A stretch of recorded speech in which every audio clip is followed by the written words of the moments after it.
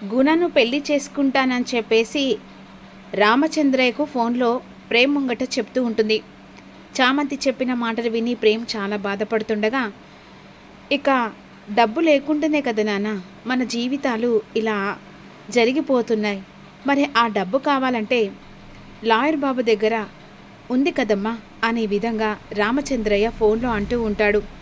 నాకంతా తెలియదు నాన్న, నాకు మాత్రం గుణాను పెళ్లి చేసుకోవడం ఇష్టం కాబట్టే ఓ పెళ్ళికి ఒప్పుకున్నాను అనే విధంగా ఫోన్ కట్ చేస్తుంది.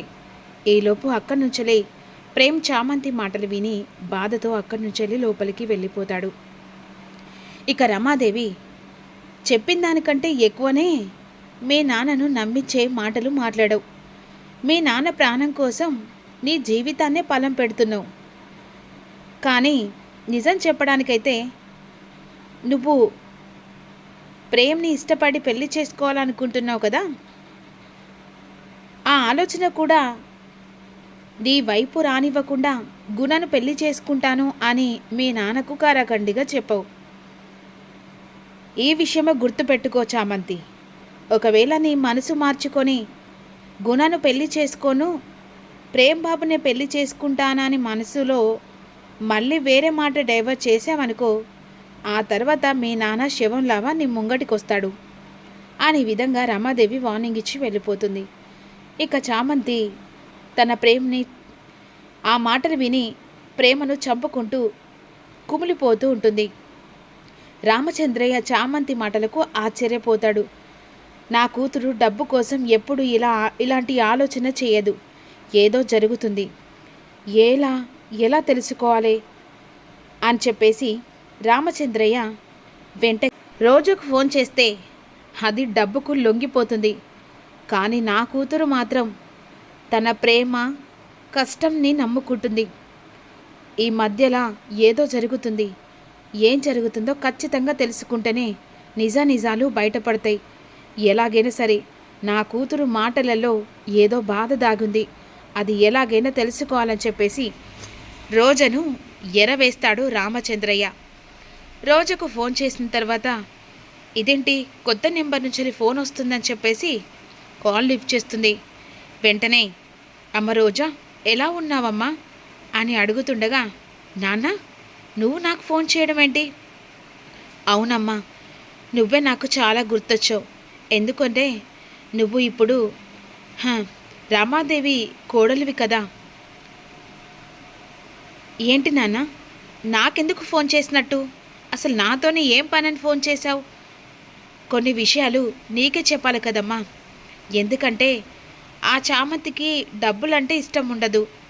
అంతేకాకుండా నీకంటే డబ్బు ఇష్టం. నువ్వు ఏ డబ్బు కావాలని కోరుకున్నావో ఆ ఇంటికి కోడలు వేయవు. అందుకనే నిన్ను చూస్తుంటే ముచ్చటేస్తుందమ్మా. ఎలాగో చామంతికి డబ్బు ఇష్టం లేదు కదా, అందుకే ఈ జైల్లో మగ్గుతున్నాను. నీ కొన్ని విషయాలు చెప్పాలని వెంటనే ఎవరికి తెలియకుండా ఫోన్ చేస్తున్నానమ్మా. ఏంటి ఈయన నాకు ఫోన్ చేసి ఎప్పుడు తిడుతూనే నా మీద మండిపడ్డాయన ఇతను ఇప్పుడు నాకేంటి ప్రేమగా మాట్లాడుతున్నాడు అని రోజు ఆలోచిస్తూ ఉంటుంది. ఏంటమ్మా ఏం ఆలోచిస్తున్నావు? అబే ఏం లేదు నాన్న, ఏం విషయమో త్వరగా చెప్పు. ఏం లేదమ్మా, ఇంత మట్టుకు చామంతికి ఉన్న మీ అమ్మకు ఈ విషయం తెలియదు. రాజావారు రాణివారు ఇక వాళ్ళిద్దరు కలిసి నేను వాళ్లకు విశ్వాసంగా పనిచేశానని వాళ్ళు నా పేరు మీద చాలా ఆస్తులు రాశారమ్మా. ఆ మాట విన్నా రోజా షాక్ అయిపోతుంది. ఏమంటున్నావు నాన్న? రాజావారు రాణివారు నీ పేరు మీద ఆస్తులు రాశారా? అవునమ్మా, వాళ్ళకు అప్పుడు నేను నమ్మిన బంటును కాబట్టి నా పేరు మీద కొన్ని ఆస్తులు రాశారు. మరి అవి ఎక్కడున్నాయో చెప్పు నాన్న. అవి విలువైన వస్తువులు కాబట్టి ఎక్కడున్నాయో, ఇక ఇవన్నీ వివరాలు చెప్పాలంటే ఒక్కసారి నువ్వు నన్ను కలవడానికి రా అమ్మా. అప్పుడు ఖచ్చితంగా నీకు ఈ విషయం చెప్తాను. ఫోన్లో చెప్పచ్చు, కానీ గోడకు చెవులుంటాయి కదా, మళ్ళీ ఎందుకులే లేనిపోని సమస్యలమ్మా. అందుకే త్వరగా ఈ విషయమైనా నీకు చెబితే నా మనసు కుదుట పడుతుంది. ఇక చామంతి కంటే తను కష్టాన్ని నమ్ముకుంటుంది. నా పెద్ద కూతురివి, నీ కనీసమైనా ఇలా ఇస్తేనా అత్తింటి పేరు నువ్వు నిలబెట్టుకున్న దాని అవుతావు. ఎందుకంటే ఇక ఆ ఇంటి కోడలు అయ్యావు, రాజుగారి మనవరాల్లాగా ఉన్నావు. ఇప్పుడు అదే హోదాతో నువ్వు తిరిగి ఆ ఇంట్లో అడుగు పెడితే ఇక వాళ్లకు ఆ అనుమానం వచ్చే ఛాన్స్ ఉండదు కదమ్మా. అందుకనే నీకు ఫోన్ చేశాను. ఇదిగో నాన్న, నువ్వు ఫోన్ పెట్టే, త్వరగా వస్తాను అని కాల్ చేస్తుంది. రావేరా, ఇప్పుడు నేను నిజాన్ని నీతో ఎలా రాబట్టిస్తానో చూడు అని అంటుండగా, ఓసి నాన్న, పిచ్చి నాన్న, నన్ను నమ్మి నా చేతిలో ఆస్తి పెట్టాలనుకుంటున్నావు. ఈ ఆస్తిని వాడుకొని నేను ఎలా పేరు తెచ్చుకుంటానో చూడు అని ఇక్కడ రోజా మురిసిపోతూ ఉంటుంది. ఇక రామచంద్రయ్య ఓ మాట అంటాడు కదా, ఆస్తి మొత్తం నీ పేరు మీద మార్చేసుకుంటూ, కానీ ఇప్పుడు ఆస్తి మొత్తం నా పేరు మీద వస్తుంది. అప్పుడు కోట్లకు అధిపతి, రాజు రాణి గారి మనవరాలను అవుతాను అని మురిసిపోతూ ఆన్ ద స్పాట్లో ఇక వెంటనే జైలు దగ్గరకు వస్తుంది. నాన్న చెప్పు నాన్న, త్వరగా చెప్పు, ఆస్తి పేపర్లు ఎక్కడున్నాయో చెప్పు, వెంటనే లాయర్ని కూడా పిలిపించి ఆస్తి మొత్తం నా పేరిట రాసుకుంటాను అని అంటుండగా కోపంతో రామచంద్రయ్య రోజా చెంప పగల కొట్టేసరికి, ఏంటి నాన్న, ఎందుకు నన్ను కొడుతున్నావు అని ఈ విధంగా అంటూ, ఎందుకు కొడుతున్నానా, నువ్వు ఇంట్లో ఉండి నా కూతుర్ని చామంతిని ఎంత నరకం నానయాత్ర పెడుతున్నావో నాకు తెలియదు అనుకుంటున్నావనే. ప్రేమ్బాబుని ఇష్టపడ్డ చామంతి ఇప్పుడు ప్రేమ్బాబుని ఇష్టపడకుండా గుణను పెళ్లి చేసుకుంటానంటే దాని కారణం నీకు బాగా తెలుసు. నానా, పిచ్చి పట్టిందా? చామంతి ప్రేమ్ని ఇష్టపడమేంటి? నాకేం తెలియదు. గుణతో పెళ్లి కొప్పుకుంది చామంతి. మా అత్త ఇక వాళ్ళిద్దరు పెళ్లి చేయాలనుకుంటుంది. నాకే విషయం తెలియదు. నాకు తెలిసే నువ్వు ఇలా చెప్పవని అని వెంటనే ఇక అక్కడ కానిస్టేబుల్ దగ్గర ఉన్న ఆ గన్ను తీసి, అదే అతని దగ్గర ఉన్న కత్తి తీసి రోజా మెడకు అలా పెట్టేస్తాడు రామచంద్ర. ఇప్పుడు చెప్పవే, అసలు ప్రేమ్బాబుని పెళ్లి చేసుకో కారణం ఏంటి చెప్తావా, లేకపోతే నేను ఇక్కడే చంపేనా? చెప్తాను నాన్న, చెప్తాను. ఆ త్రిపాఠి గుణను పెళ్లి చేసుకోకపోతే మీ నాన్నను జైల్లో చంపుతానని బెదిరించాడట.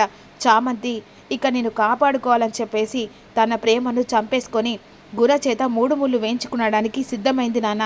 ఈ విషయం మాత్రమే నాకు తెలుసు, అంత మాత్రం నాకేం తెలియదు అనేసరికి రామచంద్రయ్య ఆ మాటలు విని షాక్ అయిపోతాడు. ఇక నా కూతురు జీవితాన్ని నేనే కాపాడుకోవాలని చెప్పేసి అంటుండగా ఈలోపు పోలీసులందరూ చుట్టుముడతారు.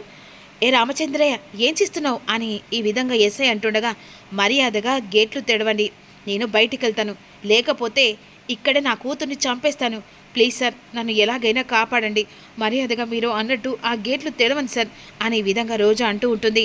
కానీ మెడ మీద రామచంద్రయ్య కత్తి పెట్టి ఇక రోజను అలా తీసుకెళ్తూ ఉంటాడు ముందుకు. వెంటనే అయినట్టుగానే ఇక రామచంద్రయ్య మాటలు విని రోజను కాపాడడానికి గేట్లు తీసేసరికి ఇక అక్కడ రోజా కారు తీసుకొని వస్తుంది కదా, అదే కారులో రోజను తీసుకొని వెళ్తుండగా, నాన్న వద్దు నాన్న, ప్లీజ్ నాన్న, వదిలే నాన్న అని చెప్పేసి ఈ విధంగా రోజా వేడుకుంటుంటుంది. ఇక మరోవైపు ఈ విషయం ఇంట్లో వాళ్ళందరికీ తెలిసిపోతుంది. అది సమయానికి ఎస్ఐ ఇంటికి వస్తాడు.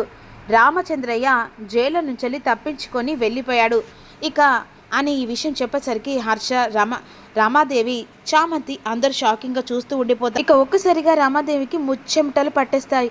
అలా ఎలా తప్పించుకున్నాడు అని అంటుండగా, తన కూతురి మెడ మీద కత్తి పెట్టి బెదిరించి జైలు నుంచి తప్పించుకున్నాడు అని అక్కడున్న పోలీసులు చెప్పేస్తారు. తన కూతురు చామంతి కదా, మరి ఇంకెవరున్నారు అని ఈ విధంగా అనుకుంటూ రామాదేవి కంగారు పడిపోతుంటుంది. ఈలోపు రోజా, నాన్న వదిలే నాన్న అని ఈ విధంగా అంటుండగా, వదిలే ప్రసక్తే లేదు, ఎలాగైనా సరే ప్రేమ్బాబు ఇక చామంతి పెళ్ళి జరిగేంత వరకు నువ్వు నా కష్టంలో ఉండాలని చెప్పేసి ఈ విధంగా ఇక రోజను ఎక్కడికో తీసుకెళ్తూ ఉంటాడు రామచంద్రయ్య. అసలు ఏం జరుగుతుంది, రోజా రామచంద్రయ్య కూతురని తెలుసుకున్న రామాదేవి ఎలాంటి నిర్ణయం తీసుకోబోతుంది? పోలీసుల ఎంక్వైరీ ప్రకారం వెంటనే రామచంద్రను మళ్ళీ తిరిగి అరెస్ట్ చేసిన తర్వాత మరి ఇక్కడ రామచంద్రయ్య కూతురు రోజాని కూడా రామాదేవి తెలుసుకోబోతుంది. తర్వాత అప్కమింగ్లో ఏం జరుగుతుందో అనేది అప్లోడ్ చేస్తాను. Don't miss you. చిన్న లైక్ చేయండి.